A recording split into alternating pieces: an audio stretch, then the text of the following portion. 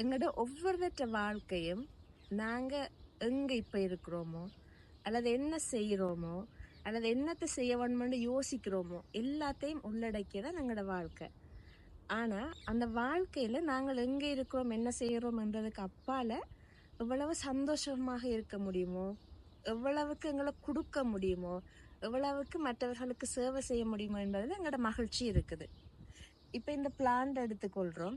இது இந்த இடத்துல நடப்பட்டிருக்குது, அதே இடத்துல அது நல்லா பூ பூக்குது, ஒரு அழகை கொடுக்குது, பார்க்குறாக்களுக்கு ஒரு சந்தோஷத்தை கொடுக்குது. அப்படித்தான் எங்களோட வாழ்க்கையும் எங்கெங்க நாங்கள் நடப்பட்டிருக்கிறோமோ, எங்கெங்க எங்களுக்கு இன்றைக்கு வாழ்றதுக்கு அனுமதிக்கப்பட்டிருக்குதோ அங்கே சந்தோஷமாக இருக்கணும். ஆனால் அதே நேரம் இப்போ நான் ஒரு பிரச்சனையை எதிர்கொள்கிறேன், அல்லாட்டி எனக்கு எதிராக 2-3 பேர் கதைக்கிறாங்க, அல்லாட்டி எனக்கு ஒன்று செய்யறதுக்கு பெரிய சவாலாக இருக்குது, எனக்கு முடியாமல் இருக்குது என்றால் அதுவும் என்னோட வாழ்க்கை தான்.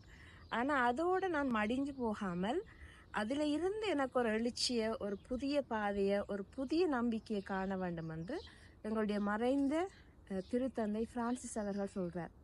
அவர் சொல்லுவார், கடவுள் எங்களை ஒரு பொழுதும் வீழ்வதற்காக படைக்கவில்லை, எப்பொழுதும் வீழ்ச்சியிலேயே இருந்து நாங்கள் எழ வேண்டும் என்று எங்களுக்கு சொல்லுகின்றார்.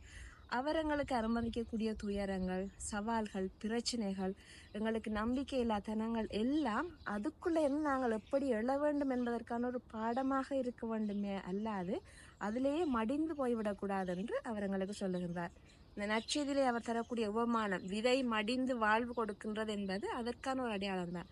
ஆகவே துயரங்கள், பிரச்சனைகள் இன்றைக்கு எனக்கு சரியான சவாலாக இருக்குது, அல்லாட்டி வீட்டில் பிரச்சனை, எனக்குள்ள பிரச்சனை, சுற்றி இருக்கிறார்களோட வரக்கூடிய சவால்கள் எல்லாவற்றையும் நாங்கள் கடவுளோடு இணைந்து நம்பிக்கையோடு எதிர்கொள்ள தயாராகும்.